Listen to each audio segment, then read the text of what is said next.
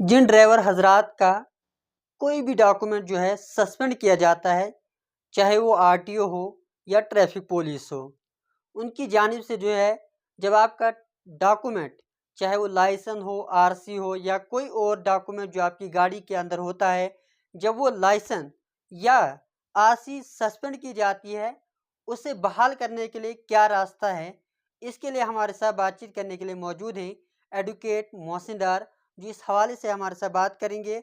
और आपके लिए ये जानना ज़रूरी है कि सस्पेंड होने के बाद उन कागजात को कैसे बहाल किया जाए, क्योंकि जो आरटीओ है या ट्रैफिक पुलिस है, वो आपके डॉक्यूमेंट जो है 3 महीने के लिए सस्पेंड करते हैं।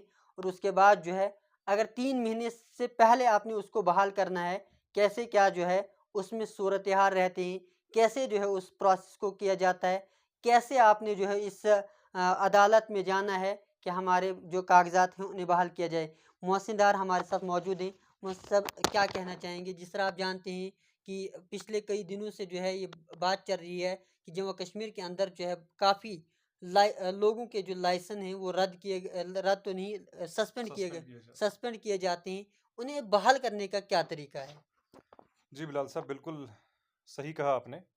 ये बेसिकली जो ड्राइवर लोगों के जो गाड़ियों के डॉक्यूमेंट्स होते हैं, even registration certificates, route permit होता है जिसमें इवन लाइसेंस भी हम कहेंगे, जिनको जो अप्रोप्रिएट अथॉरिटीज़ हैं, कंसर्न अथॉरिटीज़ है, उसके द्वारा जो है सस्पेंड किया जाता है।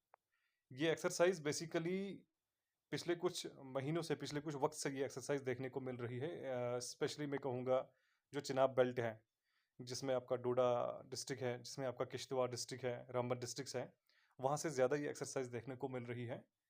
और पिछले कुछ वक्त से ये चीज़ पहले नहीं थी। तो अब जो है हमारा डिपार्टमेंट, आई शुड से, जाग गया है।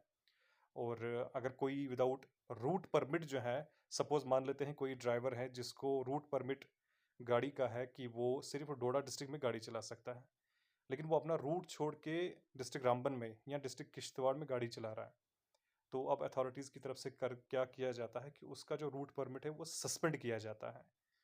तो अदरवाइज़ इसमें गाड़ी को भी सीज़ किया जा सकता था, बाकी भी थी। अब प्रॉब्लम इसमें यह है कि ये मैटर पहले भी हमारे पास आए हैं।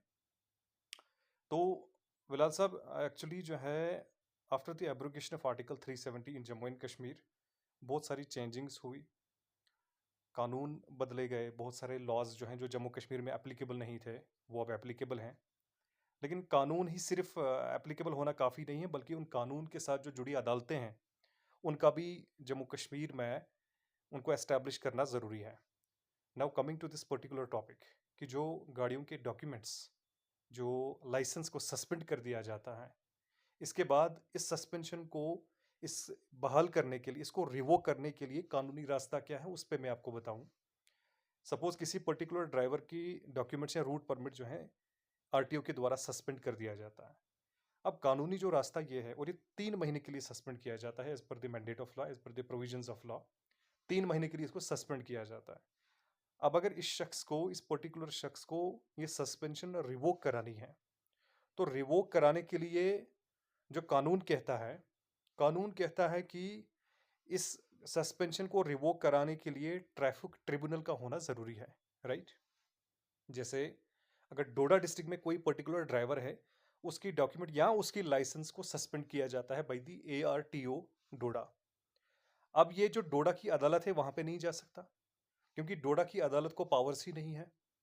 इवन हाई कोर्ट को पावर्स नहीं है, जो जम्मू कश्मीर की हाई कोर्ट है। इसके लिए स्पेसिफिकली जो है कानून में बताया गया है कि there will be a traffic tribunal. एक ट्रिब्यूनल होगा जम्मू कश्मीर में जो इन मैटर्स के साथ डील करेगा। अब चूंकि हमारे जम्मू कश्मीर में, जैसे मैंने कहा कि after the abrogation of article 370 number of laws became applicable in Jammu and Kashmir. बहुत सारे कानून जो पहले एप्लीकेबल नहीं थे अब एप्लीकेबल हैं। लेकिन एप्लीकेबल ही होना काफ़ी नहीं है, बल्कि उन कानून के साथ, उन नए कवानीन के साथ जो नई अदालतों का होना लाजमी था, वो जम्मू कश्मीर में अभी तक नहीं है। जैसे ट्रैफिक ट्रिब्यूनल नहीं है जहाँ ये सारे मैटर डील होने थे। अब इन्होंने किया क्या है कि इन्होंने अप्रोप्रिएट अथॉरिटी को ये पावर्स हैं। अगर ट्रिब्यूनल नहीं है तो अप्रोप्रिएट अथॉरिटी, और अप्रोप्रिएट अथॉरिटी इसमें ट्रांसपोर्ट के जो कमिश्नर हैं वो अप्रोप्रिएट अथॉरिटी है। तो अगर किसी शख्स किसी भी ड्राइवर के डॉक्यूमेंट्स सस्पेंड होते हैं या उसकी ड्राइविंग लाइसेंस को सस्पेंड कर दिया जाता है, तो इस सस्पेंशन को रिवोक करने के लिए उसने अदालत नहीं जाना है, उसने हाई कोर्ट नहीं जाना है। उसने सिंपली जो है, जो एप्रोप्रिएट अथॉरिटी है ट्रांसपोर्ट कमिश्नर, वहाँ पे एक अपील फाइल करनी है थ्रू अ काउंसिल। तो एप्रोप्रिएट अथॉरिटी जो ट्रांसपोर्ट कमिश्नर है, वहीं पे जो है वो सस्पेंशन उसकी रिवोक हो सकती है। This is the legal way कि जिसको अप्लाई करके जो है वो अपनी सस्पेंशन को रिवोक कर सकता है।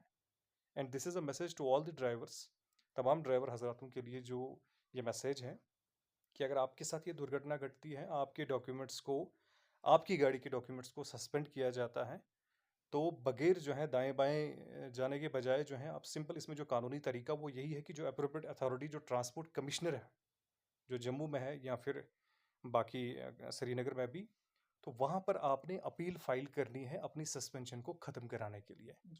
और उसी के द्वारा जो है फिर आपकी गाड़ी भी जो है उसको रिलीज़ किया जाएगा और आपके डॉक्यूमेंट्स भी जो है अल्टीमेटली रिलीज़ किए जाएंगे।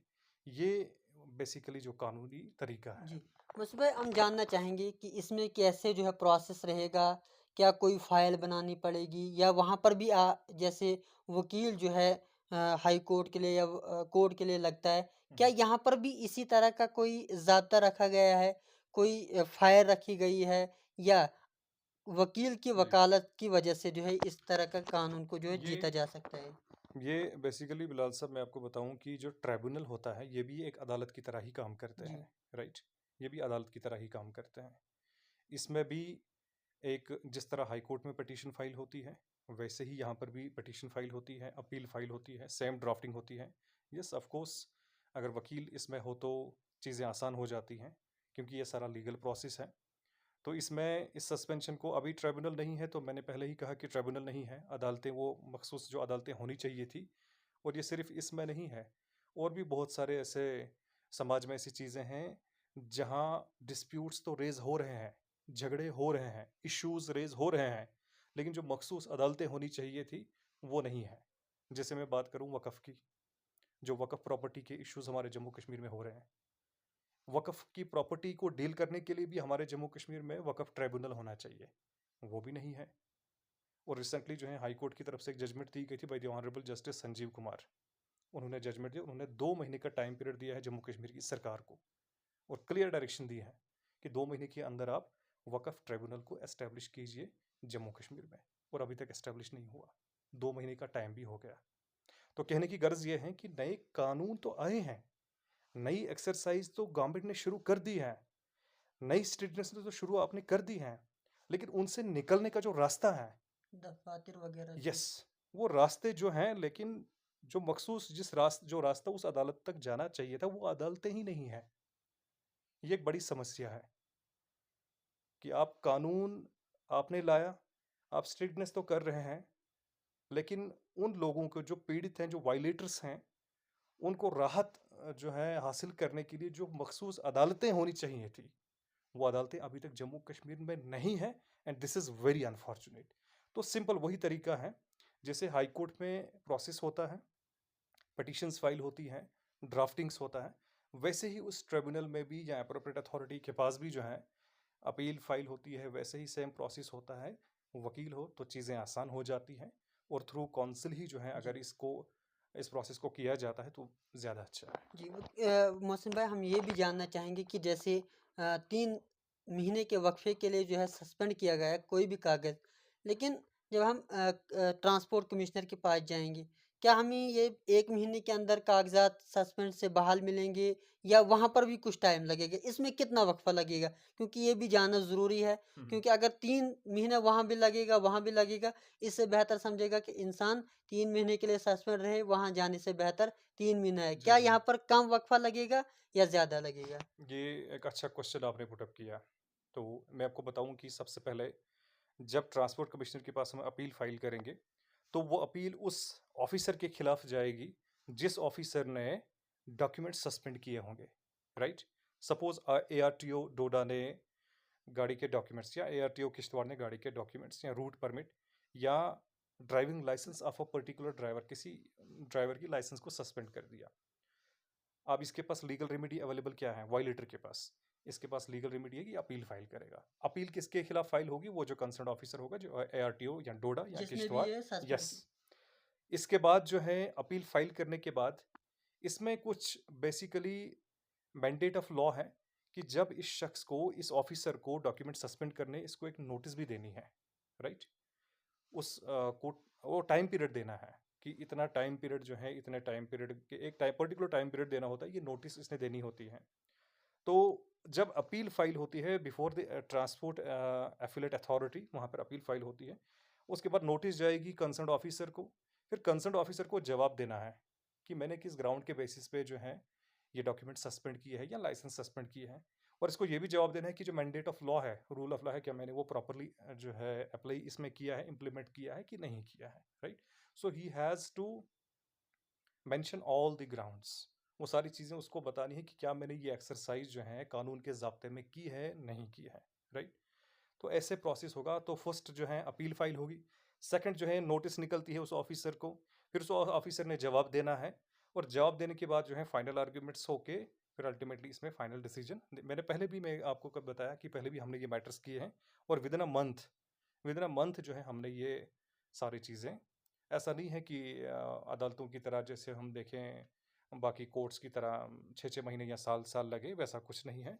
तो क्योंकि इसमें जो सबसे बड़ी चीज़ जो है कि जो भी इसमें ड्राइवर्स होते हैं, मोस्ट ऑफ द इसमें कमर्शियल गाड़ियाँ ही इसमें इन्वॉल्व हैं, जी। राइट? तो कमर्शियल गाड़ियों की भी सबसे बड़ी जो दिक्कत आ रही है, कोई शख्स, कोई ड्राइवर है, जैसे मैं आपको मिसाल दूं, एक ड्राइवर हजरत हमारे पास आए थे, उन्होंने एक गाड़ी निकाली हुई है, लगभग 19-20 लाख रुपए की वो गाड़ी उनको निकली थी, और उसमें से भी 3-3.5 लाख रुपए उन्होंने बेसिक अमाउंट भरा था, और बाकी सारा उनको फाइनेंस था। तो ऐसे शख्स की गाड़ी को अगर सीज किया जाता है, डॉक्यूमेंट सस्पेंड किया जाता है, राइट? तो one can easily imagine, one can easily understand कि उस शख्स के लिए कितना मुश्किल हो सकता है, उसके परिवार के लिए कितना मुश्किल हो सकता है कि 3 महीने के लिए आप गाड़ी को सस्पेंड कर रहे हैं, right? It would be difficult for him, क्योंकि उसने ईएमआई भी भरनी है, उसने अपने घर परिवार का नीड्स भी पूरी करनी है, वो खर्चे भी ड्राइवर पूरे करने वगैरह हैं, का भी। राइट? सो यहाँ पर मैं एक मैसेज मेरा रहेगा, इट्स अ ट्रू, देखिए हम वकील हैं तो हम कानून की ही बात करेंगे, बट ऑन ह्यूमैनिटेरियन ग्राउंड्स मेरी रिक्वेस्ट रहेगी टू द गवर्नमेंट कि या तो आप प्रॉपर अपनी अदालतें, मखसूस अदालतें एस्टेब्लिश कीजिए जिनसे प्रॉपर राहत मिलती हैं, right? It's true, we have the right now we have the transport affiliate authority, but उसका होना काफ़ी नहीं है, ये एक अल्टरनेट है। We need the specific courts, हमें वो सारी चीज़ें चाहिए ताकि हम उस ट्रिब्यूनल को कन्विंस कर पाएँ कि ये पर्टिकुलर ड्राइवर है, ये इसने गाड़ी निकाली है, इसको मंथली ईएमआई भरनी है, इसकी फैमिली के नीड्स हैं, तो ये ट्रिब्यूनल जो है जहाँ पे जुडिशियल ऑफिसर्स बैठेंगे वो ये चीज़ समझ सकते हैं, राइट? सो ये वकीलों के लिए भी आसान हो जाता है। तो प्रॉपर ट्रिब्यूनल का होना जम्मू कश्मीर में ज़रूरी है। सिर्फ कानून और नई एक्सरसाइज जो की जा रही है उतना ही काफ़ी नहीं है, बल्कि जो स्पेसिफिक जो अदालतें हैं उनको भी जम्मू कश्मीर में एस्टैब्लिश करना ज़रूरी है। तो मैं ये बात आपको कह रहा था कि अगर किसी ड्राइवर की कोई डॉक्यूमेंट सस्पेंड किया जाता है, गाड़ी सीज की जाती है, तो ये इफेक्ट सिर्फ उस शख्स पे नहीं पड़ेगा बल्कि उसकी फैमिली पर भी इफेक्ट पड़ता है, बिल्कुल। क्योंकि ईएमआईस भरनी है, उसको अपनी फैमिली की नीड्स पूरी करनी है, खर्चे सारे पूरे करने हैं। तो इसको जो है एज ए प्रायोरिटी के तौर पे फाइल किया जाता है और एज ए प्रायोरिटी के तौर पे सबमिशन की जाती है कि इसको कंसिडर किया जाए, क्योंकि मोस्ट ऑफ द केसेस अगर आप देखेंगे सस्पेंशन के जो केसेस है गाड़ी के डॉक्यूमेंट्स के या डीएल के, ये मोस्टली जो वही गाड़ियां हैं जो पैसेंजर गाड़ियां हैं, जो बिल्कुल। कमर्शियल गाड़ियां हैं, राइट?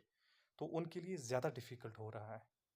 तो इसलिए जो है एज अ प्रायोरिटी इसको फाइल किया जाता है और सबमिशन भी की जाती है, ताकि ये ड्राइवर सफ़र ना करे और ना ही इसके साथ इसकी जुड़ी फैमिली जो है सफ़र किया जाए। और कोशिश की जाती है कि जल्द से जल्द इसको विद इन अ मंथ ही जो है के पूरे इसका जो इशू है उसको रिजॉल्व कराया जाए और प्रॉपरली जो है उनको एड्रेस किया जाए। जी, चलिए बहुत बहुत शुक्रिया हमारे साथ बात करने के लिए। जिस तरह आप जानते हैं कि पिछले कई दिनों से जो है बात चल रही है कि काफ़ी लोगों के लाइसेंस या आरसी या गाड़ी के अन्य कागज़ जो होते हैं वो सस्पेंड करने की जो है बातें चल रही हैं, लेकिन उन्हें बहाल करना यानी कि उस सस्पेंड किए कागज़ को जो है अपने पास लाने के लिए क्या तरीका है, वो हमारे साथ मोहसिन डार जो एडवोकेट हैं, हाई कोर्ट से वकालत करते हैं, इनके पास जो है हमने समझा कि किस तरह जो इस कागज़ को जो है प्रोसेस में लाया जाता है ताकि आपको बहाली का रास्ता मिले, राहत का रास्ता मिले। अगर आपके पास भी ऐसे कोई केस हैं, तो आप भी जो है इनके साथ कॉन्टैक्ट कर सकते हैं, आप भी इनके जो है पूछ सकते हैं। बाकी जो है हम आने वाले वक़्त में जो है कुछ और मज़ीद जो है बात इनके साथ करेंगे कि ट्रांसपोर्ट के हवाले से या री रजिस्ट्रेशन के प्रोसेस के हवाले से भी जो है बात करेंगे। बने रहें जय के दास्तान के साथ।